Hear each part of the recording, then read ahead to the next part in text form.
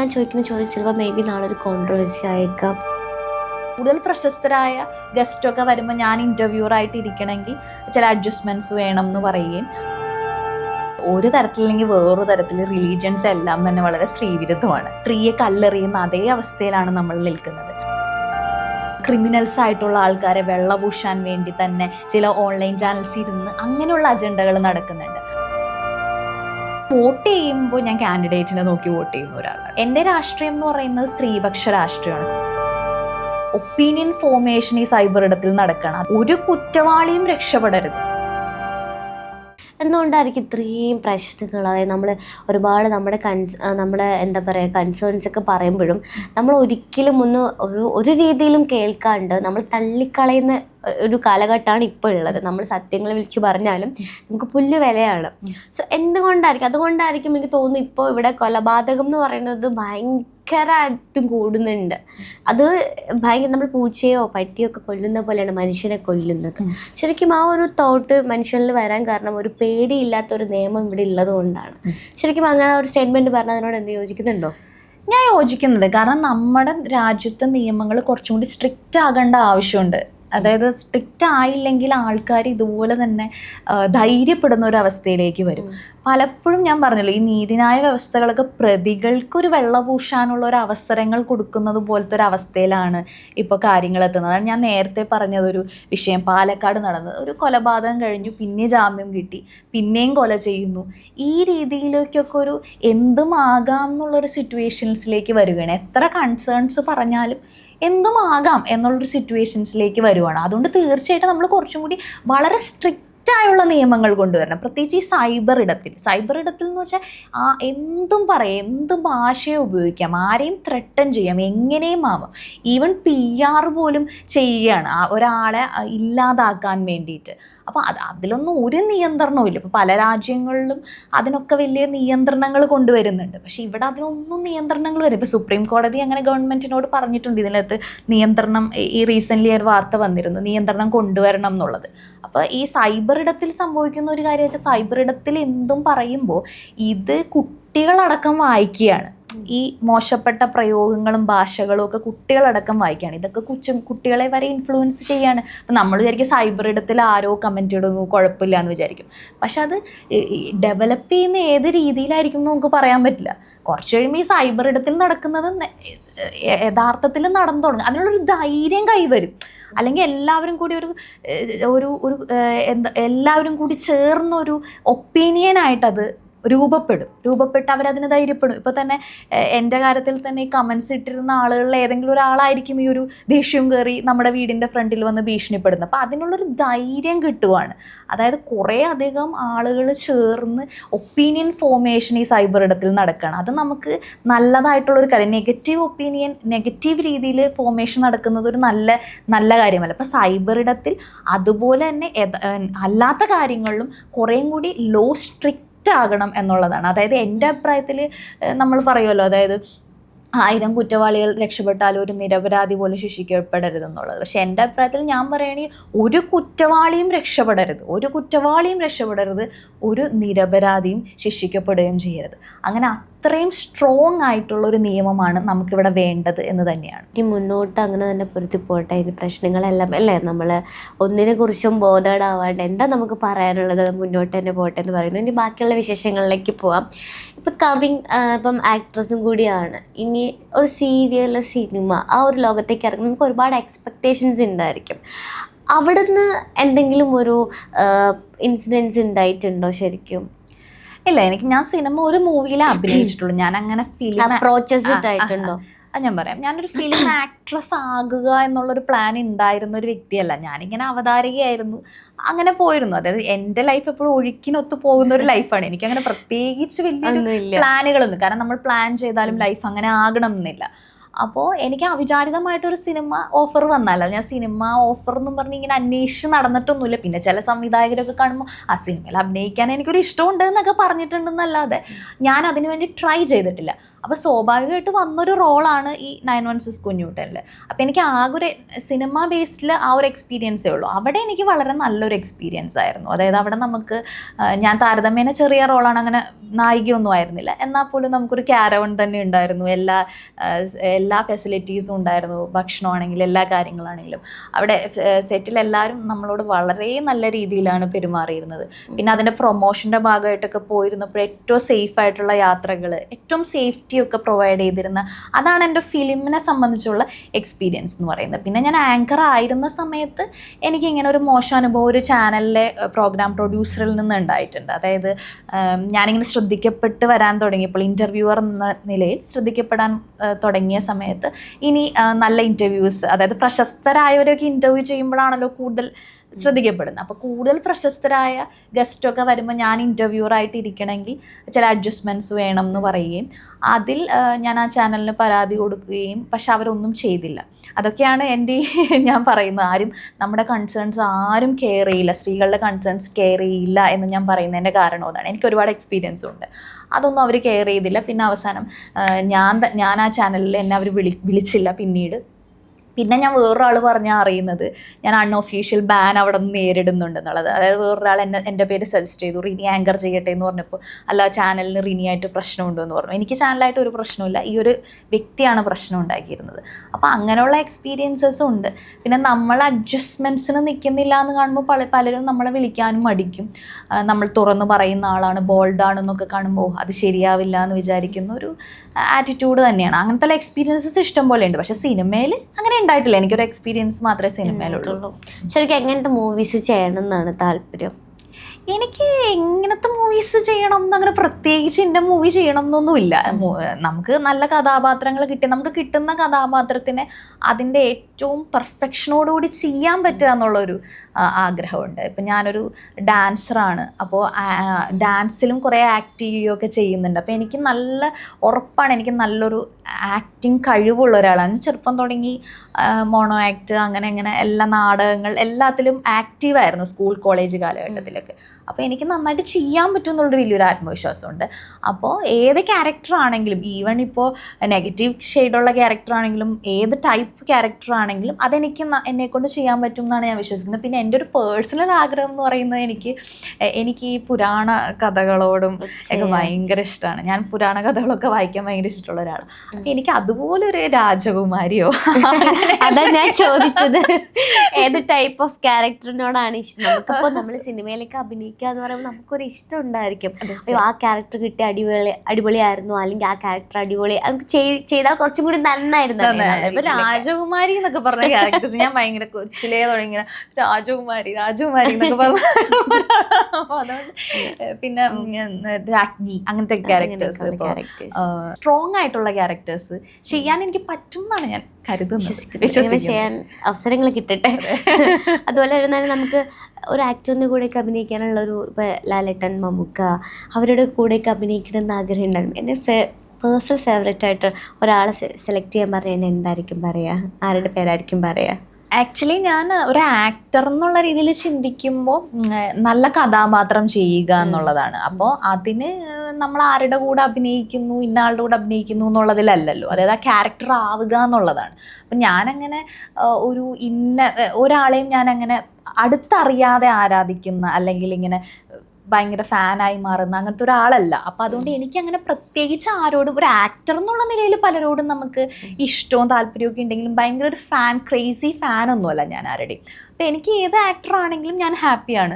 അതിപ്പോൾ ചെറുതെന്നോ വലുതെന്നോ ഒന്നുമില്ല, നല്ല ക്യാരക്ടേഴ്സ് ചെയ്യുക എന്നുള്ളതാണ്. അങ്ങനെ ഒരു പേഴ്സണൽ ഫേവറേറ്റ്, അങ്ങനെ ഇന്ന ആളുടെ കൂടെ അഭിനയിക്കണം, അങ്ങനെ ഞാൻ ഇതുവരെ ചിന്തിച്ചിട്ടില്ല. ഈ തിയേറ്ററിലൊക്കെ പോയി മൂവി വാച്ച് ചെയ്യുന്ന ഒരാളല്ലേ? അതെ. അപ്പോൾ ഏതെങ്കിലും ഒരു ക്യാരക്ടറിലൂടെ ഓഫീസ് എനിക്ക് കിട്ടിയിരുന്നെങ്കിൽ ഞാൻ കുറച്ചും കൂടിയൊക്കെ നന്നാക്കിയാണേ എന്നൊക്കെ തോന്നിയിട്ടുള്ള എന്തെങ്കിലുമൊക്കെ ക്യാരക്ടർ, ഫണ്ണായിട്ട് ചോദിക്കുകയാണ്, തോന്നിയിട്ടുണ്ടോ? ഇല്ല, ആക്ച്വലി ഞാൻ പറഞ്ഞല്ലോ, ഞാൻ അങ്ങനെ ആക്ട്രസ് ആവുമെന്ന് ഒരിക്കൽ പോലും വിചാരിച്ചിട്ടില്ല. ഞാൻ സത്യം പറഞ്ഞ തിയേറ്ററിൽ എന്നെ കണ്ടപ്പോൾ ഞാൻ അതിശയിച്ചു പോയ ഒരാളാണ്. ഞാൻ വന്നല്ലേ, ബിഗ് സ്ക്രീനിൽ വന്നല്ലേ, എനിക്കിങ്ങനെ വിശ്വസിക്കാൻ പറ്റുന്നില്ല. അപ്പം ഞാൻ അങ്ങനെ ആക്ട്രസ് ആകണമെന്ന് വിചാരിക്കുകയോ പ്ലാൻ ചെയ്യുകയോ ഒന്നും ചെയ്തിട്ടുള്ള ഒരാളല്ല. അതുകൊണ്ട് തന്നെ സിനിമ ഏതെങ്കിലും തിയേറ്ററിൽ ഇങ്ങനെ സിനിമ കാണുമ്പോൾ എനിക്കത് ചെയ്യാൻ പറ്റി അങ്ങനെയൊന്നും ഞാൻ ചിന്തിച്ചിട്ടില്ല. പിന്നെ ഞാൻ ഈ പറഞ്ഞൊരു കാര്യമുള്ളൂ, ഒരു രാജകുമാരിയൊക്കെ കാണുമ്പോൾ ഷോ ഡ്രീമിങ് ഗേൾ ആണ് ശരിക്കും അല്ലേ? അതെ അതെ അതെ. പിന്നെ ഇനി നമുക്ക് കുറച്ച് കാര്യങ്ങളിലേക്ക് കടക്കാം എന്ന് പറയുകയാണെങ്കിൽ, നമ്മൾ ഒരു ബ്യൂട്ടി കോൺഷ്യസ് ആണെന്ന് ഞാൻ പറഞ്ഞു കഴിഞ്ഞാൽ അക്സെപ്റ്റ് ചെയ്യുമോ? ഞാൻ ഒട്ടും ബ്യൂട്ടി കോൺഷ്യസ് അല്ല എന്നുള്ളതാണ് വലിയൊരു സത്യം. ഇപ്പൊ രാവിലെ ഉറക്കം എഴുന്നേറ്റ് ഫോൺ നോക്കുവോ അതോ ഞാൻ സുന്ദരിയാണോ എന്ന് നോക്കുവോ കണ്ണാടിയിൽ? ഫോൺ നോക്കും. ആണ്, ഫോൺ അഡിക്റ്റ് ആണ്. ഞാൻ ഫോൺ കുറച്ച് കൂടുതലായി, ഫോൺ അഡിക്റ്റ് എന്നൊന്നും പറയാൻ പറ്റില്ല, പക്ഷെ ഫോണിൽ നമുക്ക് ഒരുപാട് കാര്യങ്ങൾ ഇൻഫർമേഷൻസ് കിട്ടുമല്ലോ. അപ്പൊ തീർച്ചയായിട്ടും ഫോണാണ് ആദ്യം നോക്കാറ്. ഞാൻ അങ്ങനെ ഒരു ബ്യൂട്ടി കോൺഷ്യസ് അല്ല സത്യത്തിൽ.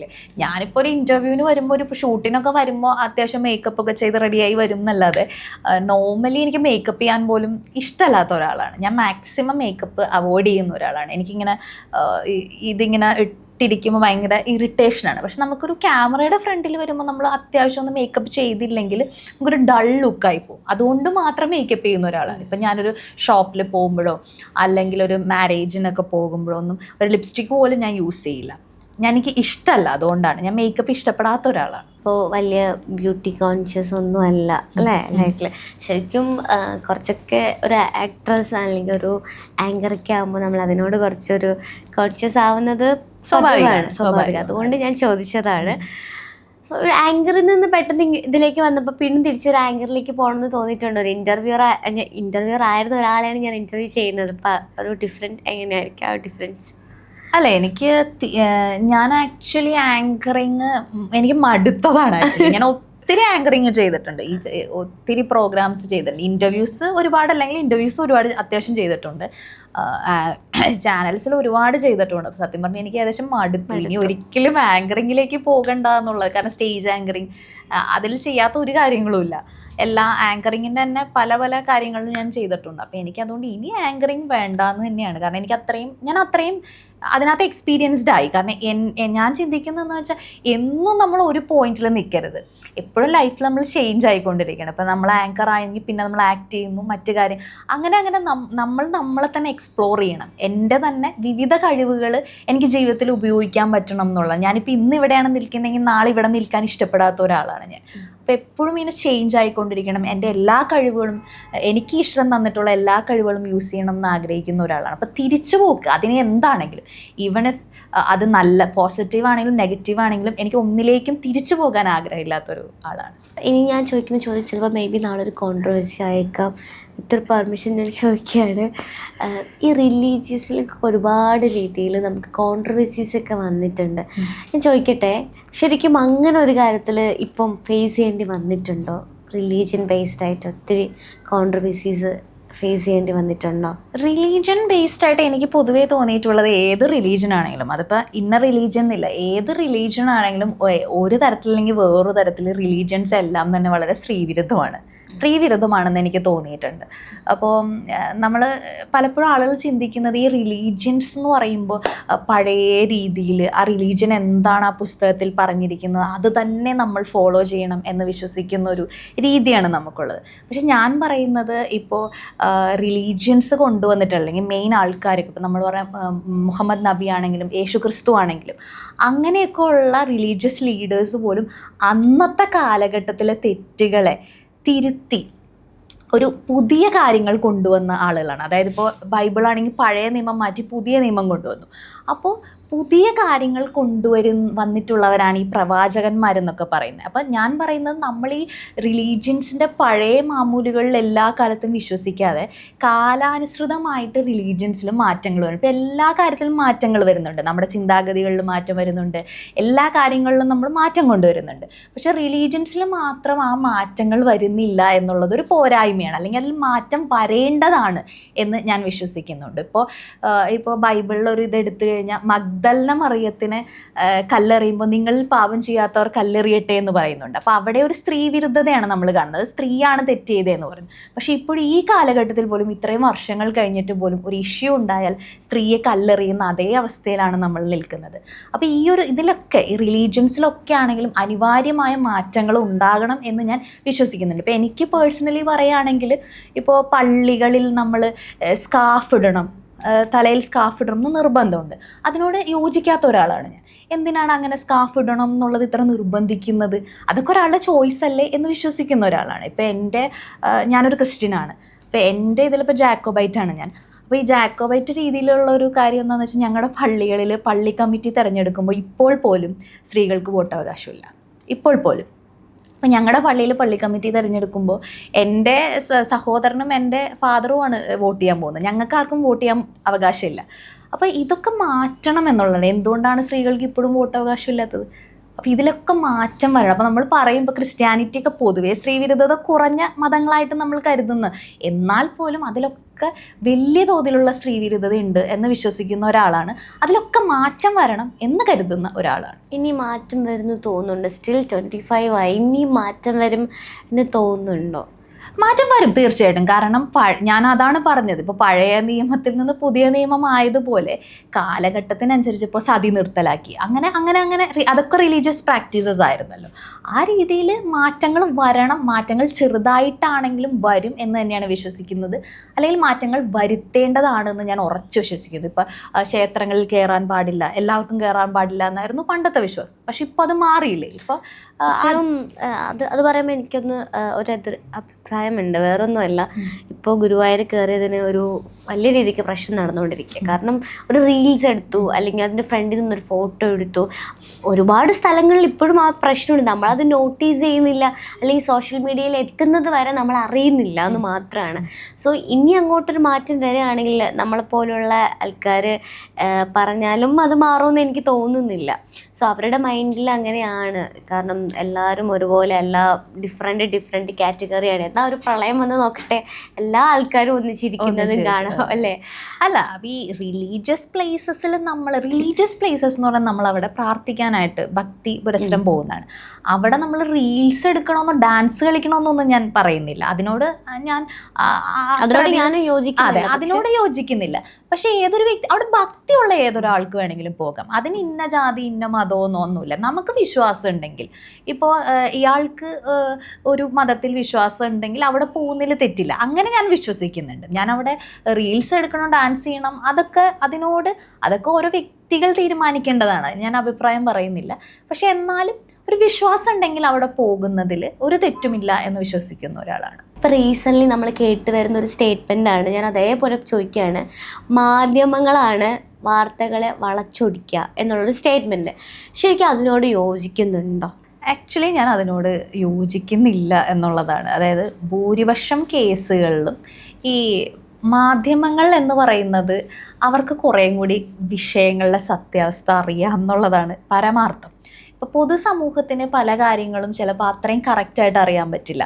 ജേർണലിസ്റ്റുകളെ സംബന്ധിച്ച് അവർക്ക് ഒരുപാട് വിവരങ്ങൾ ഇത് സംബന്ധിച്ചുണ്ട്. അപ്പം ഞാനൊരു ജേർണലിസ്റ്റായിട്ട് വർക്ക് ചെയ്ത ആളായതുകൊണ്ടും എൻ്റെ ഫാദർ ഒരു ജേർണലിസ്റ്റ് ആയതുകൊണ്ടും നമുക്ക് ഏത് വിഷയത്തെക്കുറിച്ചും പൊതുസമൂഹത്തിന് അറിയാൻ പറ്റുന്നതിനേക്കാൾ കൂടുതൽ അറിയാൻ പറ്റും എന്നുള്ളതാണ്. അപ്പോൾ സ്വാഭാവികമായിട്ട് അത് വെച്ചിട്ടാണ് മാധ്യമങ്ങൾ ചർച്ച ചെയ്യുകയും കാര്യങ്ങൾ പറയുന്നത് കൂടുതലും. അതിലെല്ലാം അങ്ങനെയാണെന്ന് ഞാൻ പറയുന്നില്ല. ചില പൊളിറ്റിക്കൽ അജണ്ട വെച്ചിട്ടൊക്കെ ഉള്ള സംഭവങ്ങളുണ്ടാവും. പക്ഷെ ഭൂരിപക്ഷവും മാധ്യമങ്ങൾക്ക് അതിൻ്റെ കുറച്ചും കൂടി കൃത്യമായൊരു അറിവുണ്ട്. അതുകൊണ്ടാണ് അവരത് ആധികാരികമായിട്ട് സംസാരിക്കുന്നത് എന്നുള്ളത്. പക്ഷെ ഇപ്പോൾ ആളുകൾ വിചാരിക്കുന്നത് ഈ മാധ്യമങ്ങൾ പറയുന്നതൊക്കെ തെറ്റാണെന്നും സോഷ്യൽ മീഡിയയിൽ വരുന്ന കാര്യങ്ങളാണ് കുറച്ചും കൂടി, അത് സാധാരണക്കാരാണല്ലോ സോഷ്യൽ മീഡിയയിൽ കൂടുതലും ഓൺലൈൻ ഇതിലാണെങ്കിലും ഒക്കെ കാര്യങ്ങൾ, അല്ലെങ്കിൽ ഏതൊരാൾക്കും ഫേസ്ബുക്ക് പോസ്റ്റ് ഇടാൻ പറ്റും, അല്ലെങ്കിൽ ഇൻസ്റ്റാഗ്രാം പോസ്റ്റ് ഇടാൻ പറ്റും. അപ്പോൾ അതുകൊണ്ട് സോഷ്യൽ മീഡിയയെ കുറച്ചും കൂടി വിശ്വസിക്കാം എന്നാണ് കരുതുന്നത്. പക്ഷേ എൻ്റെ അഭിപ്രായത്തിൽ social media is really dangerous.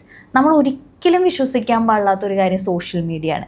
കാരണം സോഷ്യൽ മീഡിയയിലൂടെ ഒന്നും അറിയില്ല എന്ന പോലെ പരത്തുന്ന പല വാർത്തകൾക്ക് പിന്നിലും വലിയ അജണ്ടാസ് സെറ്റ് ചെയ്തിട്ടുണ്ട്. വലിയ വലിയ അജണ്ടാസ് സെറ്റ് ചെയ്തിട്ടുണ്ട്. അപ്പോൾ ചില ക്രിമിനൽസ് ആയിട്ടുള്ള ആൾക്കാരെ വെള്ളപൂശാൻ വേണ്ടി തന്നെ ചില ഓൺലൈൻ ചാനൽസ് ഇരുന്ന് അങ്ങനെയുള്ള അജണ്ടകൾ നടക്കുന്നുണ്ട്. അപ്പോൾ ആളുകൾ കൂടുതലും ഇപ്പോൾ ഓൺലൈനിലൊക്കെ വരുന്നതൊക്കെ വിശ്വസിക്കാം, മാധ്യമങ്ങൾ പറയുന്നത് വിശ്വസിക്കാൻ പറ്റില്ല എന്ന്. പക്ഷേ മാധ്യമങ്ങൾ എന്ന് പറയുന്നത് മെയിൻ സ്ട്രീം മാധ്യമങ്ങൾക്ക് സത്യമില്ലാത്ത അടിസ്ഥാനരഹിതമായ കാര്യങ്ങൾ കൊട്ടിഘോഷിക്കാൻ കഴിയില്ല. അവർക്ക് അതിനകത്ത് അവർ ലൈസൻസ്ഡ് മാധ്യമങ്ങളാണ്. അവർക്ക് പറയുന്ന കാര്യങ്ങളിൽ കുറച്ചെങ്കിലും അവർക്ക് നിയന്ത്രിച്ച് അല്ലെങ്കിൽ മനസ്സിലാക്കി മാത്രമേ അവർക്ക് കാര്യങ്ങൾ പറയാൻ പറ്റുള്ളൂ. അപ്പം ഞാൻ പറയുന്നത് മാധ്യമ പ്രവർത്തകർക്ക് നമ്മൾ സാധാരണ ആളുകൾ അറിയുന്നതിനേക്കാൾ, പക്ഷെ അവർക്ക് എല്ലാ കാര്യങ്ങളും ചിലപ്പോൾ പറയാൻ പറ്റില്ല. ഒരുപാട് ലിമിറ്റേഷൻസ് ഉണ്ട് അതിനകത്ത്. ഇപ്പോൾ ചില പീഡന കേസുകൾ, അപ്പോൾ നമുക്കൊക്കെ കൃത്യമായിട്ട് വളരെ ഡീറ്റെയിൽഡ് വിവരങ്ങളും ഉണ്ടാകും, പക്ഷെ അത് നമുക്ക് ഒരിക്കലും വന്ന് മാധ്യമത്തിൽ വന്ന് ചർച്ച ചെയ്യാൻ പറ്റും. അപ്പോൾ എൻ്റെ അഭിപ്രായത്തിൽ compared to main stream medias and social media is so dangerous. അത് വിശ്വസിക്കാനേ പാടില്ലാത്തൊരു കാര്യം തന്നെയാണ്. ഓരോ പേഴ്സണിന് അവരുടേതായിട്ടുള്ള പൊളിറ്റിക്സ് ഉണ്ടായിരിക്കും. റിമിയുടെ പൊളിറ്റിക്സ് എന്താണ് ശരിക്കും? എൻ്റെ പൊളിറ്റിക്സ് എന്ന് പറയുന്നത് പൊതുവെ ആളുകൾ ഞാൻ ഇന്ന പാർട്ടിക്കാരിയാണ് എന്നൊക്കെ തർക്കിക്കുന്നുണ്ട്. ആക്ച്വലി ഞാൻ വോട്ട് ചെയ്യുമ്പോൾ ഞാൻ കാൻഡിഡേറ്റിനെ നോക്കി വോട്ട് ചെയ്യുന്ന ഒരാളാണ്. ഞാൻ ഇന്ന പാർട്ടിക്കേ വോട്ട് ചെയ്യുള്ളൂ, ഇന്ന പാർട്ടിക്ക് അങ്ങനെ ചിന്തിക്കുന്ന ഒരാളല്ല. ഏത് കാൻഡിഡേറ്റാണ് എനിക്ക് എൻ്റെ മണ്ഡലത്തിൽ അല്ലെങ്കിൽ അവിടെ നിൽക്കുന്നതിൽ ഏറ്റവും ആപ്റ്റായിട്ട് തോന്നുന്നത്, അങ്ങനെയാണ് ഞാൻ വോട്ട് ചെയ്യുന്നത്. പിന്നെ പൊളിറ്റിക്കലി എങ്ങനെയാണെന്ന് ചോദിച്ചു കഴിഞ്ഞാൽ ഞാൻ അങ്ങനെ ഇന്ന പൊളിറ്റിക്കൽ പാർട്ടിയിൽ അംഗമോ അല്ലെങ്കിൽ പ്രവർത്തകയോ ഒന്നുമല്ല. ആക്ച്വലി എൻ്റെ രാഷ്ട്രീയം എന്ന് പറയുന്നത് സ്ത്രീപക്ഷ രാഷ്ട്രീയമാണ്, സ്ത്രീപക്ഷ പുരോഗമന രാഷ്ട്രീയം. അങ്ങനെ ചിന്തിക്കുന്ന ഒരാളാണ് ഞാൻ. അപ്പോൾ ഏത് പാർട്ടിയിലാണെങ്കിലും അതിന് വിരുദ്ധമായ കാര്യങ്ങളുണ്ടായാൽ തീർച്ചയായിട്ടും അതിനെതിരെ പ്രതികരിക്കും, അതിപ്പോൾ ഏത് പാർട്ടിയാണെങ്കിലും. അപ്പോൾ ഞാനങ്ങനെ ഏത് പാർട്ടിയിലാണെങ്കിലും ഈ സ്ത്രീ വിരുദ്ധരായ ആളുകളൊക്കെ സ്ഥാനാർത്ഥികളായിട്ട് നിൽക്കുന്നതിനോടൊന്നും അംഗീകരിക്കാത്തൊരു ആൾ തന്നെയാണ്. അത് ഏത് പാർട്ടിയാണെങ്കിലും ശരി, അതൊരു വിധത്തിൽ അംഗീകരിക്കാത്ത ഒരാളാണ്. ഇപ്പോൾ ചില ഇതിൽ കമൻസിലൊക്കെ കാണാറുണ്ട് CPM-കാർക്ക് വേണ്ടി നിൽക്കുന്ന ഒരാൾ. ഒരിക്കലല്ല, അത് ആ പാർട്ടിയിൽ ഒരാൾ മോശം പ്രവൃത്തി ചെയ്തിട്ടുണ്ടെങ്കിൽ അതിനോട് അംഗീകരിക്കുന്ന ഒരാളേ അല്ല. ആരോപണ വിധേയരായിട്ട് അവിടെ ഉള്ളവരെയാണെങ്കിലും ഞാൻ അംഗീകരിക്കില്ല. അപ്പോൾ എനിക്കങ്ങനെ പ്രത്യേകിച്ച് ഇന്ന പാർട്ടി എന്നുള്ളതല്ല. നമുക്ക് എല്ലാ പാർട്ടികളും രാഷ്ട്രീയ പാർട്ടികളും കേരളത്തിൽ ആവശ്യമാണ്. നമുക്ക് UDF-ഉം LDF-ഉം ഇല്ലാതെ പറ്റില്ല. പ്രതിപക്ഷവും വേണം, ഭരണപക്ഷവും വേണം, എല്ലാവരും നമുക്ക് വേണം. പക്ഷെ വരുന്ന വ്യക്തികൾ നല്ല സ്ത്രീപക്ഷത്തോടുകൂടി നിൽക്കുന്ന അല്ലെങ്കിൽ മാന്യരായ ധാർമ്മിക ബോധമുള്ളവരായിരിക്കണം എന്ന് ഞാൻ ആഗ്രഹിക്കുന്നുണ്ട്. സോ ഇപ്പോൾ ലൈഫ് അങ്ങനെ മുന്നോട്ട് പോവുകയാണ്, കോൺട്രവേഴ്സീസ് എന്നൊക്കെ മാറി മാറി വരികയാണ്. ഇൻ്റർവ്യൂസും ഇനി കുറേ ഇനാഗ്രേഷൻസൊക്കെ ചെയ്യുന്നുണ്ട്. സോ അങ്ങനെ തന്നെ മുന്നോട്ട് പോകട്ടെ, ഒരുപാട് പ്രോജക്ട്സ് കിട്ടട്ടെ എന്ന് ഞാൻ ആശംസിക്കുന്നു. Thank you so much.